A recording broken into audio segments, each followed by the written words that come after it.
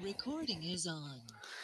Hola a todos, buenas tardes. El día de hoy, en la semana 32, yo, Ali Salgado Constantino, integrante del Servicio Social en el Laboratorio de Bioinformación, voy a presentar en el Journal Club este libro, este texto, que se llama Los Innovadores, de Isaacson, que habla de la historia de los genios que crearon el Internet. Y bueno, primero bueno, como trágica noticia, se me borró aquí mi presentación, entonces tuve que improvisar y entonces la presentación no estará tan completa conforme a lo que digo, pero se tratará de abordar todo lo que la presentación anterior mencionaba y esta será actualizada y pues después se las pasaré. Este es un respaldo que pues lamentable no está tan completo, pero pues se hará lo posible. Y bueno, comenzaremos hablando un poquito de la tecnología, del Internet. Y pues nosotros sabemos que la tecnología determina cómo es nuestra vida. Ahora prácticamente todo es tecnología. De hecho, el laboratorio de información no sería posible si no hubiera Internet, si no hubiera tecnología. Entonces, pues ya marca nuestra vida, ¿no? Al día de hoy es un hecho que la tecnología determina cómo es nuestra vida, cómo es su calidad y cómo es que vivimos día a día. Nos hemos hecho de alguna manera dependientes a esta tecnología y hoy en día forma parte de nuestro ritual diario. Quizás acceder a plataformas como, no sé, Google, Facebook o lo que sea, es ya esencial, es parte de la vida. Los bebés incluso nacen ya con acceso a estas plataformas y ya desde muy pequeños, pues aprenden a usarlas, ¿verdad? Pero lo importante es entender cómo esta revolución ha impactado, porque sí es una revolución. Hace 50 años no había nada de lo que ahora hay, e incluso hace 20 el Internet era muy complejo de adquirir. Eh, Según estoy investigando, las redes de Internet ofrecían 5 megas en su paquete más amplio, cuando ahora 5 megas pues ya no funcionan, ¿verdad? Ya 20 megas y aún así nos fallan. Entonces, pues sí, en poco tiempo, como lo es 20 años, 10 años, pues ha revolucionado el mundo. E incluso, por ejemplo, en las empresas, que ahorita todo está automatizado para que se use con Internet, pues antes no era así, antes todo era a papel. Era muy complicado, eran, pues sí, cosas muy complejas, pero pues tenía que hacer, ¿no? Y pues poco a poco se fue dando esta migración y pues ahora ya todo está en una base de datos, todo es completamente digital. Entonces, pues esta revolución ha impactado nuestra vida y, y bueno, si nos ponemos a pensar en cómo fue que surgió, pues fue gracias a un grupo de personas electas en este mundo que han determinado todo este cambio. Personas genias en su mayoría que pues fueron inventando y desarrollando esto, ¿no? Entonces se han identificado elementos que pues a lo largo del tiempo hemos visto en aquellos inventores, que precisamente es lo que vamos a hablar, de estos inventores, de estos innovadores, y vamos a intentar describir qué es lo que pasaba con ellos. Ok, entonces este libro de los innovadores, sí, habla como de históricamente menciona cómo fue evolucionando toda esta parte del el futuro y, y se redacta como un paseo a través de la historia en poesía. Entonces es muy bello leer esta parte que normalmente sería muy técnica y sería difícil de leer tal vez o engorrosa, y este autor la hace muy accesible y divertida, porque la hace como en poesía. Entonces o en cuentos, por así decirlo.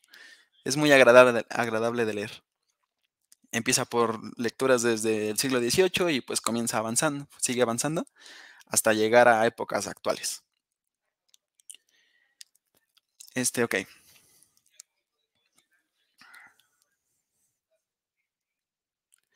Bueno, antes de empezar, también regresando al tema de cómo vemos a los inventores, pues vamos a mencionar que en la cultura actual retratamos a los genios como una especie de lobos solitarios. Es decir, nos imaginamos a un inventor y pensamos que es una persona introvertida, que es una persona que no sé, que está aislada y que está haciendo sus inventos y o experimentos aislado, ¿no? De hecho, sí, no sé ustedes, pero como hablar de un científico y todavía como que se imagina que ese científico está aislado y que a veces medio loco o así, ¿no? Entonces se tiene esa, pues esa cultura que no es tan cierta. Y pues precisamente se habla en este texto que aunque la cultura describe a los genios como lobos solitarios, que hicieron grandes descubrimientos, que tal vez sí conmocionaron al mundo, pero, pero aquí lo que se habla es que no lo hicieron solos, siempre hubo colaboración. Y hacen mucho énfasis en esto que es la colaboración, el trabajo en equipo, que aunque si bien hay muchos inventores que trabajaron por sí solos, pues siempre hubo una influencia de amigos, conocidos o incluso entre ellos mismos, porque, no sé, digamos, si hablamos de de los matemáticos, no sé, digamos, algún matemático descubría algo y se escribían cartas entre países para poder discutir los temas que se estaban descubriendo o desarrollando. Entonces, pues como conclusión a esto, siempre hay un conjunto de personas que están involucradas en, en este proceso de innovación. Y bueno, ahora, regresando a la parte principal que es el Internet, este, pues es de los inventos más importantes de nuestra era. Como ya lo mencioné antes, todo ahora está basado en Internet, todo, las empresas, las escuelas, simplemente con la pandemia. Si no hubiera Internet hubiera sido imposible llevar las materias en la modalidad a distancia. Entonces, pues sí, es los inventos más importantes de nuestra era. Incluso se podría comparar con la revolución industrial, esta parte del Internet. Pero pues sí, pocas personas saben pues cómo surgió todo esto. Entonces, pues aquí se va a explicar un poquito de la historia de aquellos pioneros e inventores que, pues, que crearon esto, que fueron desarrollando esto. Vamos a hablar un poquito de quiénes fueron, cómo funcionaban sus mentes y qué les hizo ser tan creativos. Es también una narración de la colaboración, como ya lo mencioné, de, de la colaboración y trabajo en equipo que se tuvo que hacer para desarrollar pues todos los proyectos. Y bueno, nos vamos a centrar principalmente en una aproximación a los avances más significativos de la era digital y en las personas que fueron sus partícipes, qué ingredientes dieron lugar a sus saltos creativos, qué habilidades y rasgos revelaron ser más útiles, cómo pensaban, cómo lideraban y cómo colaboraron, y cómo triunfaron y otros fracasaron. Y aquí hacemos un énfasis en cómo fracasaron, porque eso es algo muy interesante. Ok, entonces vamos a hablar primero, esto me pareció súper interesante, entonces lo voy a mencionar primero, que es de aquí del señor Barán. Y él, por ahí de la década de los 50, se dio cuenta de la fragilidad de las redes de comunicación en los Estados Unidos. Entonces, él descubre esta fragilidad, esta debilidad, bueno, situándonos en la época de los 50, pues sabemos que la Segunda Guerra Mundial había terminado y pues las personas todavía estaban pensando que iba a haber otra guerra, o sea, pensaban en una tercera guerra mundial.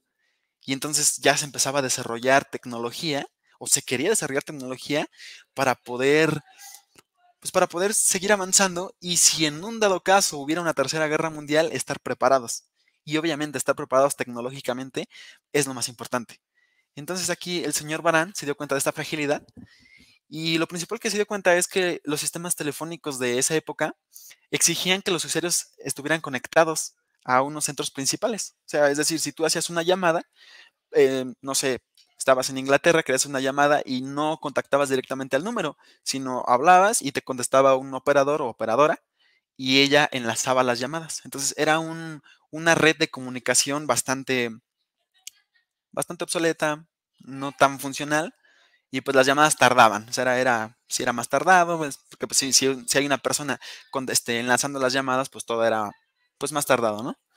Entonces él se dio cuenta de esto y él lo que quería era pues eliminar esta deficiencia de las redes de comunicación. Y obviamente esto lo quería hacer pues basándose en la Tercera Guerra Mundial, en cómo lo vería como un beneficio, ¿no? Ok. Entonces, él lo que quería, este, quería hacer un sistema descentralizado similar a una red de pesca inmensa, que no tuviera estos huecos. Y quería que tuviera una serie de pequeños nodos, cada uno con los cuales estaría conectado con los otros, pero ya que fueran completamente automatizados, sin necesidad de una persona física que estuviera haciendo conectando esos nodos. Y dichos nodos no solamente serían capaces de recibir señales, sino también de encaminarlas hacia sus vecinos. Que esto fuera automatizado, que fuera rápido, eficiente, y que se generaran así innumerables rutas para el manejo de los datos. Y además que esto siguiese influyendo en caso de su destrucción por parte del sistema. Es decir, que si se destruye un nodo, pues el sistema seguirá funcionando. Porque, por ejemplo, si nos situamos en la guerra, si los soviéticos, por ejemplo, querían eliminar la comunicación de Estados Unidos, en Inglaterra, por ejemplo, si había un ataque ahí, lo que tenían que hacer era eliminar un centro de comunicación. Entonces ya no había operadores que estuvieran conectando las llamadas y pues obviamente la red completa falla. Entonces esa era una deficiencia grandísima porque ya, o sea, con simplemente atacar ese centro de comunicación, perdías tú todo, pues toda la comunicación y toda la ventaja militar que tenías. Entonces, si eliminabas eso, aunque atacaran esa zona, la demás red de comunicación seguiría funcionando. Entonces, siempre tendrías comunicación y por ende podrías crear estrategias militares más sofisticadas. Entonces, pues eso fue lo que el señor Barán quería proponer, ¿no? Entonces, estos datos viajarían en una manera de estructura de bloques diminutos, denominados paquetes, que al llegar a su destino se autoensamblarían formando un todo coherente. O sea, quería hacer una red compleja.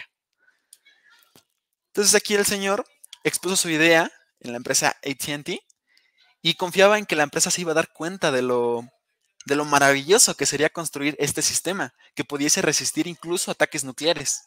Él estaba muy confiado y feliz por su descubrimiento, por su proyecto, y él pues, él estaba seguro de que la empresa iba a apoyar su invento. Pero cuando lo presentó, aquellos ejecutivos de AT&T, pues se burlaron de él. Dijeron que, sí, como si hubiera propuesto algo completamente inédito. Aquí en este caso puse que reaccionaron como si les hubiese propuesto entrar en un negocio de la cría de unicornios. Sí, lo tomaron de loco, por así decirlo. Entonces le explicaron que su red pues era inviable, era imposible, claro, para la época.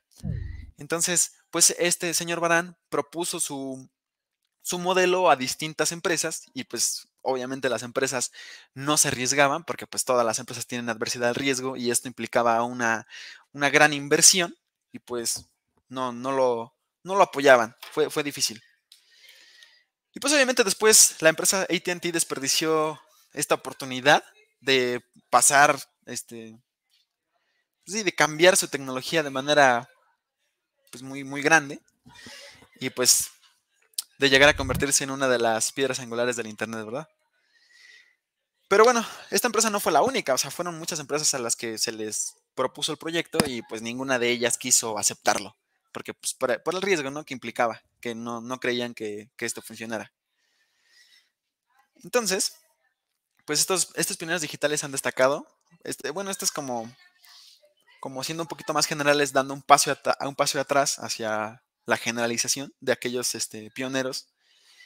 Pues sí, hay como características, como son la autoridad, y que han apreciado la colaboración y han estimado el arte tanto como la ciencia. Esto es como un pequeño dato ahí. Ok, aquí el Internet principalmente se creó para facilitar la colaboración. En cambio, los ordenadores personales, en especial los destinados al uso doméstico, fueron inventados como herramientas de creatividad individual. Bueno, o sea, eran cosas diferentes. Aquí lo interesante y lo que revolucionó todo fue la unión del Internet con los ordenadores personales, que fue donde conectó cada ordenador personal con otro ordenador y con todos los ordenadores del mundo que se iban creando y haciendo una red muy sofisticada y además pues de uso público cuando se introdujo el triple W, que ahorita les voy a platicar qué pasó con eso. Ok, durante más de una década, por ahí de la década de los 70, el desarrollo de las redes y de los ordenadores personales tuvieron lugar de manera independiente, o sea, estaban separados, como les mencioné, hasta que empezaron a aproximarse a los finales de, 1980, con el advenimiento de los modems y de los servicios online de la red. Ok, este, la, bueno, aquí, regresando al tema del triple W. Aquí la persona que desarrolló el triple W, como dato curioso, este, pues aquí empezaba lo de las patentes, ¿no? O sea, creas algo y si lo patentas, pues tú tienes regalías. ¿Con qué objetivo haces esto? Pues con obtener lucro de tus inventos, ¿no? Entonces, pues aquí el ejemplo del triple W, la persona quiso privatizar esto. Más bien lo pudo privatizar, lo pudo patentar y estaba deseando obtener ciertas regalías por el uso de esta, del triple W. Imagínense que ahorita fuera así. Si ahorita fuera el triple W privado, pues se pagaría demasiado dinero. O tal vez no. Bueno, por algo, esto se hizo público. Y esto fue lo que hizo una revolución en el Internet.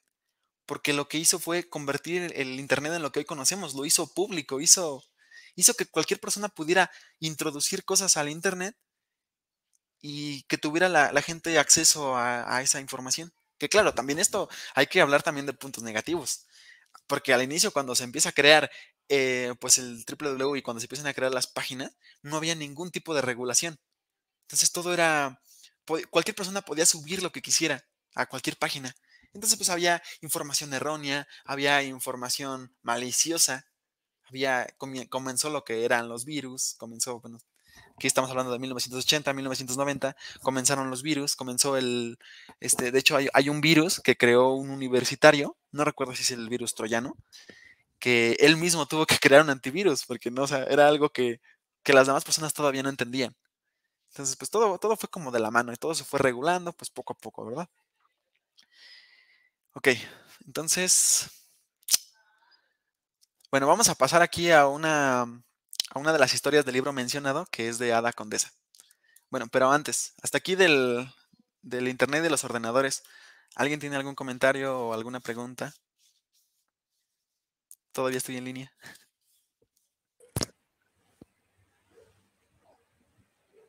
No, vale, gracias. No, todo bien. Va, excelente. Bueno, entonces vamos a comentar, vamos a adentrarnos en una de las lecturas de este libro de los innovadores. Y, y bueno, esta se llama Ada, es de Ada Lovelace, que fue una condesa, obviamente bien, pues bien ubicada económicamente. Y pues, vamos a estudiar un poquito les voy a platicar un poquito de ello. Algo interesante es porque debemos mucho, mucho de la ciencia de la computación al amor de esta mujer por las matemáticas y la poesía. Entre otras cosas, vamos a ver cómo el rol de las mujeres ha sido un papel importante para todo este contexto de la evolución digital. Esta persona, Ada Lovelace, pues vivió por ahí de los años 1800 y fue hija de un poeta inglés, que este poeta era pues, un señor muy seductor, muy Casanova, artista. Entonces, más o menos para que entiendan cómo estaba el contexto, pues le gustaba disfrutar la vida, le gustaba viajar, le gustaba vivir la vida a su antojo. Entonces, pues imagínense, una persona así cómo criaba a sus hijos, ¿no? Entonces no le ponía atención a su hija, no le dio una crianza decente para la época, por así decirlo. Y pues sí, veía la vida de cierta manera y pues le heredó a su hija esa. Entonces se encontraba viajando, etcétera, entonces pues no tuvo tiempo pues, de estar con su hija. Entonces no se vio involucrado en el crecimiento de su hija o la crianza de ella. Pero aquí su hija heredó ese temperamento artístico que tenía su padre. Su padre era poeta. Y a petición de su madre, esta Lovelace empezó a estudiar matemáticas de manera muy rigurosa. ¿Esto por qué lo hace? Porque tenían la creencia de que estudiar matemáticas iba a disciplinar su mente, que era rebelde. Bueno, libertina, rebelde, como quieran llamarla. Y por medio del curso de sus estudios, desarrolló una pasión por la tecnología. O sea, bueno, hablamos de matemáticas, pero ahora antes no eran las matemáticas como lo pensamos ahora. O sea, antes decían matemáticas y también incluían conocimientos de tecnología de física, etcétera. Entonces decían como, voy a estudiar matemáticas para disciplinar mi mente, pero el término matemáticas englobaba un poquito más general las cosas. Entonces, también hablaban de tecnología y hablaban de máquinas. Entonces, pues esta Lovelace comienza a tener una pasión por la tecnología y las máquinas, lo cual combinada con su imaginación, porque era muy imaginativa y muy rebelde, su mente era descrita por el autor como muy salvaje, y esto resultó en un acercamiento poético hacia las matemáticas. Entonces aquí combina algo pues muy distinto al parecer, que es las matemáticas con la poesía. Y vamos a ver cómo se mezclan un poquito estas dos cosas diferentes. Bueno, y Lovelace a los 17 años comenzó a tener reuniones semanales con una persona. Obviamente recordemos que era condesa, entonces estaba bien ubicada. Y pues tenía acceso a clases particulares, por así decirlo, y comienza a tener sesiones semanales con una persona que era conocida como el mago de las ciencias y las matemáticas. Entonces, esta pues, persona pues ya era conocida y pues sí, tenía reuniones que ella describía como maravillosas, donde abordaban lecturas, prototipos mecánicos, telescopios, que eran telescopios ya configurados para observar las estrellas, para observar astros. Y además había demostraciones pues rigurosas matemáticas, arreglos electrónicos y mecánicos. Y bueno, o sea, cuando decimos arreglos electrónicos, pues no nos imaginemos un arreglo de ahora, porque pues estamos en 1800, en el siglo XVIII.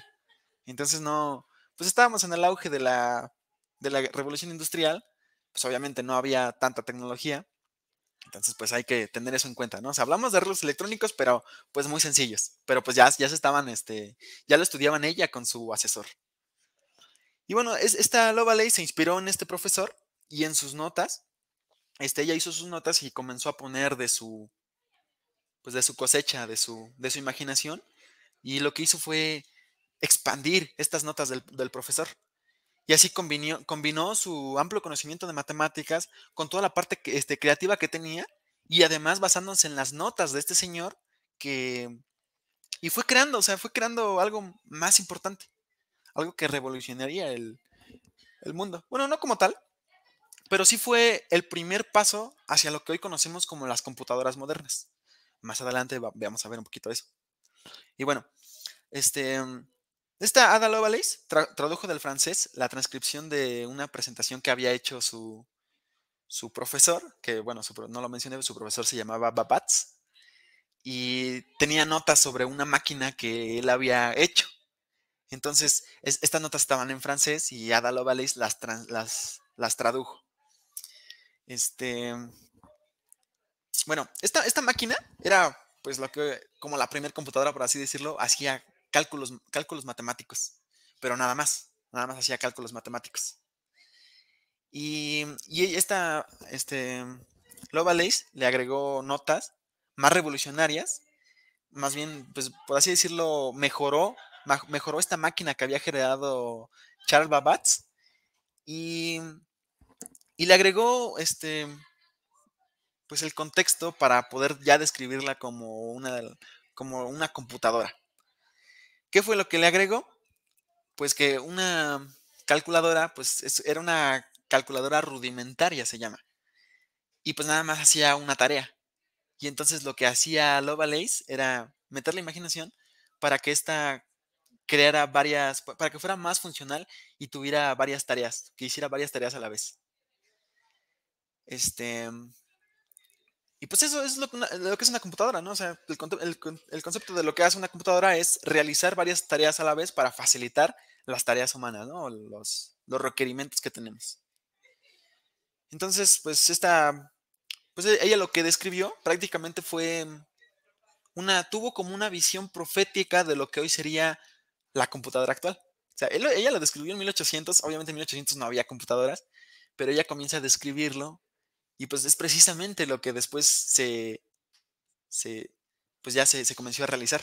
Obviamente, no estamos diciendo que ella hizo una computadora. Aquí ella en sus notas comenzó a describirla, comenzó a visualizarla. También hablamos de Charles Babbage, que también hizo lo mismo. Él describió su máquina y pues esta Lovelace la mejoró. pero pasó mucho tiempo para que estas máquinas comenzaran a recrearse. De hecho, pasaron alrededor de 100 años para que la primera computadora comenzara a surgir. Entonces no van de la mano. O sea, ella, por así decirlo, predijo lo que sería una computadora. Y ella lo que quería, bueno, le incorporó a la máquina que había creado su profesor, que no se limitara a hacer cálculos, sino también procesara datos. Entonces, pues, o sea, si estamos hablando de datos, ella, o sea, usando las palabras datos, pues esto no va acorde a su época. Porque si estamos hablando de datos en 1800, pues sí, tiene una idea muy visionaria, tiene un conocimiento o una visión muy avanzada conforme a su época. Entonces, pues sí, es muy valorado eso y muy impresionante esta mujer, ¿verdad? Y bueno, ella también habló un poquito de programación, que también esto se me hizo súper interesante. Y no entendí muy bien esa parte se las debo, pero hablaba sobre tarjetas perforadas para programar, que no encontré tanta información al respecto, o sea, el libro no lo explica tan bien, pero ya hablaba de términos de programación. Entonces, pues yo creo que con el hecho de mencionar que ya tenía presente el hecho de crear algo para que posterior la máquina hiciera el trabajo por sí sola, pues ya hablamos de programación, ¿no? Y entonces, pues se puede considerar como una pionera de la programación computacional. Claro, hablamos 100 años antes de que se creara la primera computadora. Entonces, ella explicó cómo su máquina podría ser programada, obviamente en sus términos y en sus términos de la época, y explica cómo por medio del golpeo de tarjetas podría este, resolver tareas, que pues sí, es el inicio de la programación, ¿no? Ok, este, bueno, prácticamente el cambio la modificación que hizo de de la máquina de su profesor a la máquina propia fue, fue como si pensáramos en un reloj que solamente da la hora, a ya pensar en una computadora. Fue como un cambio muy brutal, que para su época, o sea, sí era pues una innovadora. Ok, este, ya, hablando ya de 100 años después, ya cuando se empieza a construir ya las primeras computadoras, ya por ejemplo en 1937, que ya comienzan los primeros prototipos de las computadoras, y se empiezan a hablar de elementos principales para crear una computadora. Ya se empieza a planear qué es lo que se necesita para llevar esa idea pues, del papel allá a la vida real. Y pues se mencionan 4 elementos clave que ayudaron a definir la computadora moderna. Bueno, que es los inicios de la computadora moderna. Y pues primero, el primero de los elementos es los componentes electrónicos, que harían que el centro de la... O sea, se habla de componentes electrónicos, que es lo principal. O sea, ya hablamos de electricidad, ¿no? Ya hablamos de que sea algo visual, de que no sea algo mecánico, de que no sea algo análogo. Ya queremos que fuera digital y no análoga. Y y pues queremos que, bueno, hablaban ya de que las computadoras corrieran en lenguajes binarios, a ceros y unos, que pues ya, o sea, ya eso ya es una idea moderna, que sí tardó demasiado en llevarse a cabo, pero pues poco a poco se hizo, ¿no? De hecho, si pensamos en cómo fue el cambio tecnológico, pues en 50 años pasamos de crear la primera computadora a llevar el hombre a la luna. Entonces, pues sí, como civilización hemos avanzado demasiado rápido. O sea, 50 años Imagínense, llevó 100 años para llevar la computadora de sus notas a ya un prototipo real, y tardó 50 años más en llevar esa computadora a llevar el hombre a la luna. Entonces, como que el crecimiento de la tecnología es exponencial. Ahora, estas computadoras al inicio funcionaban con tubos de vacío, que eran demasiado grandes, demasiado estorbosos, muy difíciles de construir, muy caros de construir. Entonces, no se pensaba a una computadora como algo para uso doméstico, sino más bien era algo, pues nada más era para crearlo, ¿no? Pues eran los inicios, y pues no se imaginaba que fuera de uso doméstico todavía. Entonces, eso fue como, pues fue evolucionando, se fue abaratando los costos y se fueron dando cuenta que al cambiar estos ductos de vacío, ya por componentes electrónicos, pues esto abarataría mucho los costos, disminuiría el espacio de producción, porque pues antes las primeras computadoras estaban gigantescas y al hacer estos cambios lograron hacer que las computadoras, bueno, que todos los componentes cupieran en un espacio muy reducido, lo que hizo que pues sí revolucionara demasiado. De hecho, la primera computadora que se creó ya en físico solamente hacía operaciones lógicas y estaba muy, muy grande. O sea, hablamos del tamaño de una habitación. Entonces, pues sí, poco a poco se fue avanzando, fue avanzando la complejidad de las computadoras y pues la complejidad de los mismos circuitos. Entonces ya hablamos, se comienza a hablar de componentes electrónicos, de circuitos, de interruptores, de un lenguaje binario y de administrar un cierto número de tareas. Eso es lo principal que define una computadora. Estos elementos son el concepto de una computadora moderna. Entonces, repitiendo los conceptos, hablamos de componentes electrónicos, circuitos, interruptores, lenguaje binario y de administrar un cierto número de tareas, que pues es lo que ya es una computadora actual, ¿no? ¿Qué más? ¿Qué más? Y bueno, hasta aquí de Ada Lovelace, ¿alguien tiene algún comentario? Yo. A ver, dime. Nada más para comentar. Esta Ada Lovelace, yo leí un libro que se llama Las matemáticas para las hadas y habla sobre su vida y cómo fue viviendo esto y cómo escribió sobre eso que hablas. Está muy bonito, se los recomiendo. ¿Cómo dices que se llama? ¿Me Las repites? matemáticas para las hadas. Ah, genial, estupendo. Sí, sí, sí, está muy bueno y habla sobre su vida. Ah, súper. Sí, Bueno, tomaremos esa nota. sí. Ok, bueno, ahora vamos a migrarnos un poquito bueno, aquí ya se acaba la presentación, porque como les mencioné se me había borrado, pero vamos a migrar un poquito de Ada Lovelace y vamos a movernos un poquito de época hacia 1948. Y aquí vamos a hablar de que vamos a hablar de un matemático que se llama Alan Turing, no sé si alguien lo ubica, es un filósofo británico, matemático, filósofo y matemático, que, que él comienza a hablar de la programación, comienza sí, a divagar sobre la programación, se da cuenta, obviamente ya en 1948 ya había programación, y él lo que quería, porque antes había muchas computadoras y cada una hacía ciertas tareas. Y entonces él lo que quería era crear una sola computadora que estuviera programada para hacer todas las operaciones necesarias que tuviéramos. Entonces ya hablamos de otro cambio radical.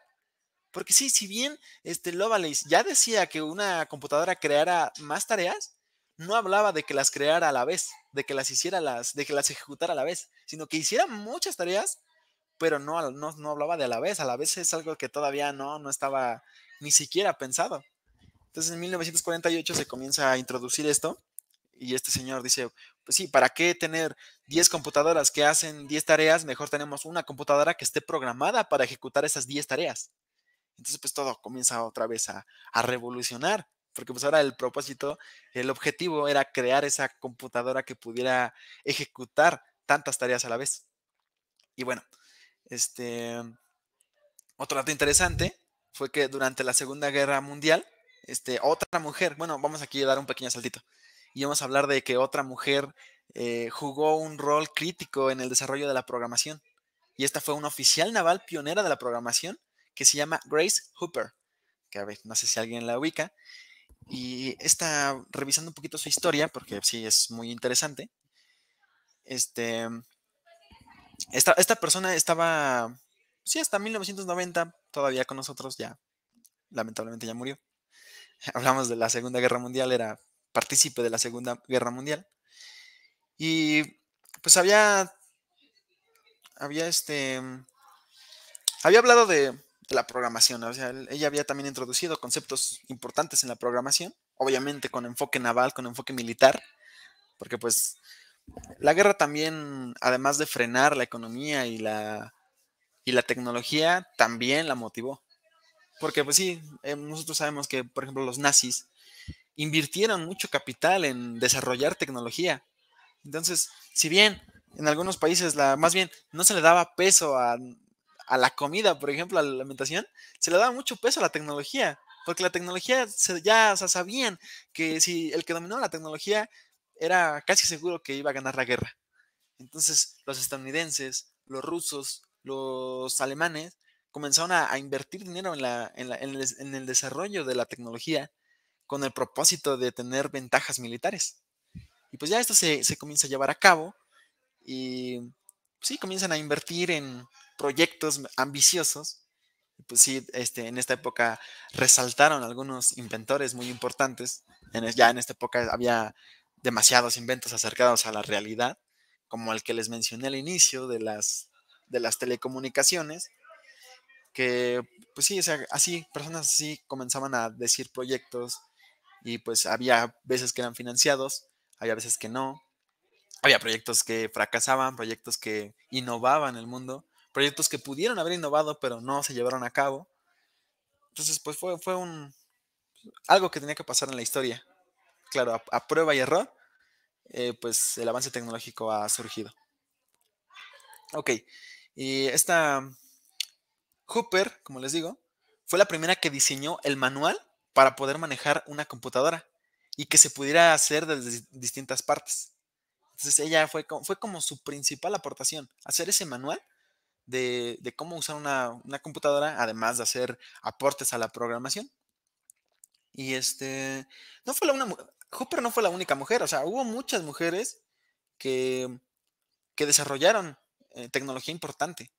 Y esto los hago hincapié porque, pues para la época se creía que, o sea, no se le daba mucha énfasis en el desarrollo, en el desarrollo tecnológico o académico a las mujeres. O sea, en México nada más los hombres votaban. Entonces, no sé no recuerdo hasta qué fecha empezaron a votar las mujeres, pero, pero pues, por ejemplo, que en México no había tanto desarrollo hacia las mujeres, pues sí, hay que mencionar que en otros lados del mundo, a pesar de todos esos estereotipos que había, pues había mujeres que eran increíblemente importantes y que tuvieron un gran impacto en lo que es la vida moderna, la vida tecnológica actual. Ok, entonces, bueno, regresando al tema de la revolución tecnológica, como hablamos de la programación, pues la programación aquí en estos términos es una tarea repetitiva y se necesitaba de cierta destreza manual que consistía en su mayoría de intercambiar cables, de recitar interruptores y esas tareas por lo general eran asignadas a mujeres. A ver, ahora, regresando al tema de la programación. Aquí no estamos hablando de programación en código, o sea, de escribir código. O sea, sí había programación en código, pero también a programación nos referimos con las tareas que hace una computadora. Entonces, como antes era manual, pues por ejemplo, tenías tareas que ya estaban programadas en un circuito, que ese fue uno de los principales retos, que era llevar la programación a un circuito pequeño. Entonces, si tú tenías una computadora, como lo menciona este señor inglés, si tiene una computadora que hace 10 tareas, pues antes lo que se tenía era tener 10 componentes electrónicos y entonces si querías hacer una tarea se conectaba a un componente y si querías hacer otra tarea se conectaba al siguiente y al siguiente. Entonces era una tarea manual. Esa programación era una tarea manual. Tenías que estar cambiando de circuitos electrónicos para poder ejecutar la tarea que querías. Ya posteriormente ya se mete todo esto en otro código para que un código ejecutara a los demás y por medio de ese pudieras mandar a llamar a los otros códigos y ejecutar las otras tareas. Pero antes no era así, antes era pues a mano.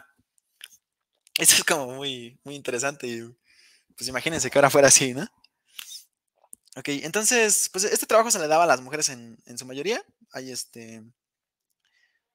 no sé por qué, se le daba era un trabajo como que muy solicitado por las mujeres, eran más habilidosas en este aspecto, además de que, pues hablando de que era 1948, pues nos situamos en la época, sabemos lo que estaba pasando, entonces pues era algo obvio que así fuera la situación.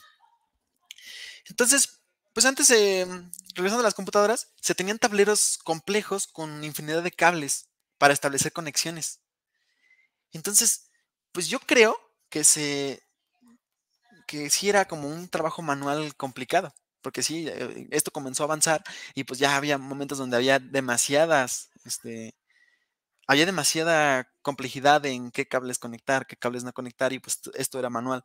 Entonces se comienza a hacer un trabajo muy arduo y pues se necesita cambiar ese sistema a hacerlo automatizado. Y así fue como pues comienza a avanzar, ¿no? Bueno, son 6:51. Nada más tengo 40 minutos permitidos para grabar y creo que están a punto de cumplirse. Y bueno, creo que voy a tener que dejarlo para otra sesión. Entonces, pues aquí nos quedamos en 1948, en este desarrollo de la tecnología. Y pues creo que hasta aquí le vamos a tener que dejar porque si no, lo demás no se va a guardar. ¿Alguien aquí tiene algo que comentar? ¿Preguntas, dudas?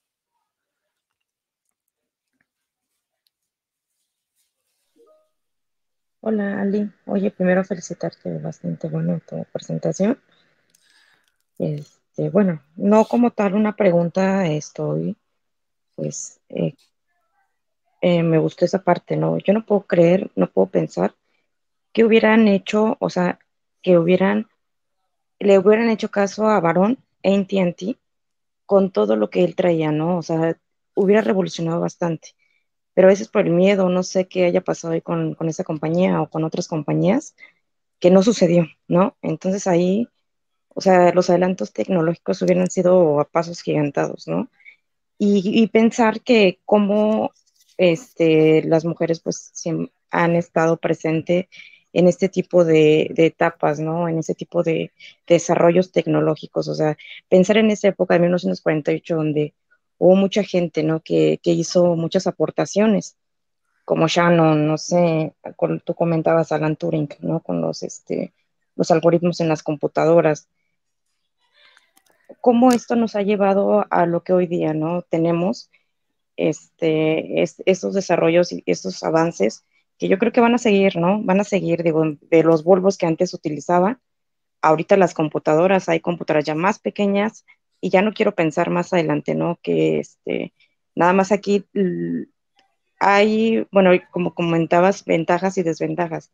Desafortunadamente estamos como muy inmersos en ese tipo de tecnologías que a veces ya incluso olvidamos pues un libro, ¿no? O de acercarnos más a las personas, porque pues ya todo lo hacemos de manera digital y y eso como que de repente mm, posiblemente en algún futuro pues no sea algo beneficioso, ¿no? Que esa interacción que debería de ocurrir pues ya no pasa. Pero bueno, bastante buena, la verdad, muy inspiradora hablar de de la señora Ada, ¿no? Condesa, que esa visión profética que tenía de las computadoras, además inspirada con su maestro Bobash, con las máquinas calculadoras, o sea, bastante bueno. Me llama mucha inspiración la historia, ¿no? De este desarrollo tecnológico. Bastante bien, Ali. Muchas gracias. Muchísimas gracias, Delia. Y mira, mencionaste algo muy importante que me faltó a mí, bueno, por falta de tiempo ya no lo digo, pero así a grandes rasgos. Mencionaste que cada vez las computadoras son más pequeñas. Sí, ciertamente eso, o sea, las computadoras son cada vez más delgadas, más pequeñas, las pantallas. Y aquí yo les mencioné sobre los conductores en vacío, que antes la energía eléctrica, por así decirlo, se manejaba por conductores al vacío, que era lo que hacía que las computadoras fueran muy gigantes. Y entonces el concepto que cambia esto eran los transitores, que ya eran semiconductores muy pequeños, muy reducidos, que fueron los que empezaron esa tecnología de hacer los componentes más y más y más y más pequeños, que claro, el que creara un semiconductor más pequeño, pues iba a tener más espacio para incluir todos los componentes y por ende este espacio donde cabe la computadora sería más y más y más pequeño. De hecho, la creación del transitor es tan importante como la creación del ferrocarril. O sea, es una revolución tecnológica que le da tanto peso al transitor, así como la creación del ferrocarril, que la creación del ferrocarril es importantísima porque se empieza a transportar todo tipo de alimentos, materia y todo, se comienza a llevar a otras partes a comercializar fue un cambio tecnológico, un cambio militar, un cambio de todo tipo. Y pues en los transitores también, aquí faltó detallar sobre los transitores, es algo muy importante los transitores y son de gran importancia. Y y bueno, esta parte de los transitores me agradó demasiado en lo personal. Muchísimas gracias por tus comentarios. ¿Alguien más le gustaría comentar algo?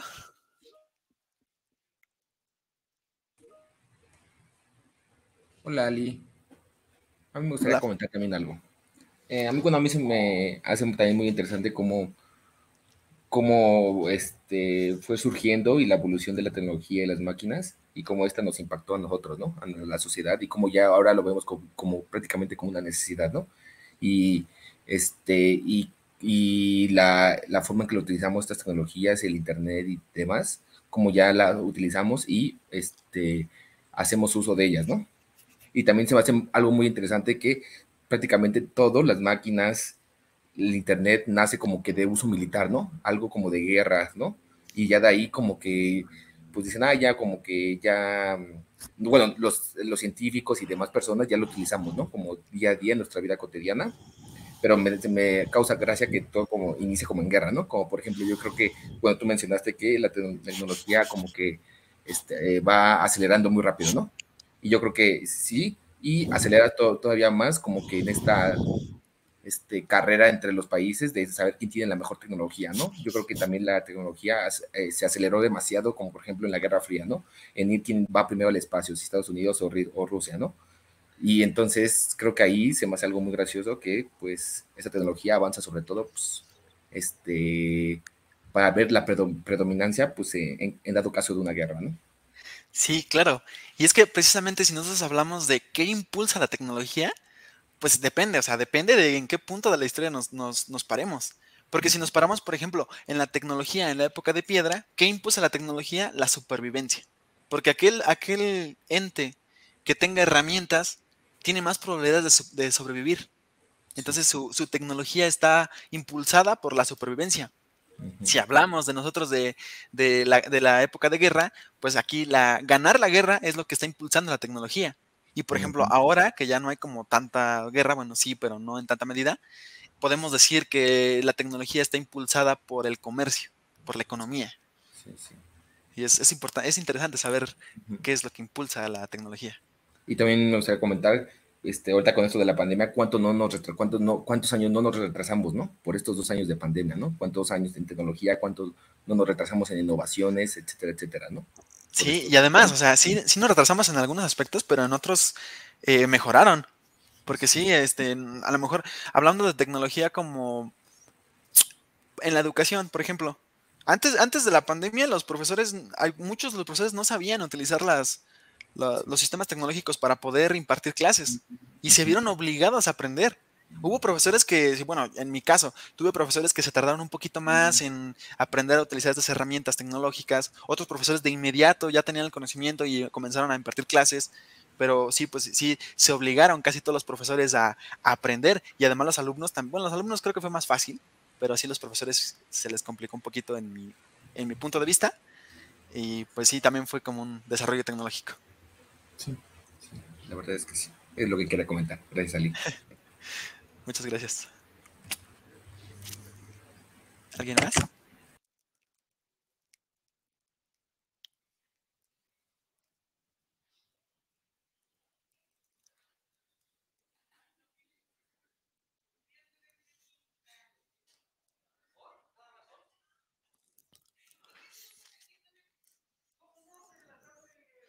Pues creo que no. Entonces creo que le Yo, dejaría... Ah, ok. Perfecto. muchísimas gracias. Estuvo muy interesante tu presentación, muy completa. Nos hablaste desde muchas perspectivas sobre los innovadores y pues espero con ansia la segunda parte. Muchísimas gracias, Ali. Gracias, muchísimas gracias.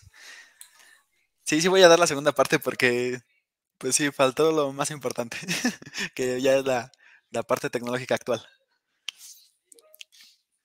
Ok, entonces pues lo dejamos aquí y nos vemos en el siguiente Journal Club.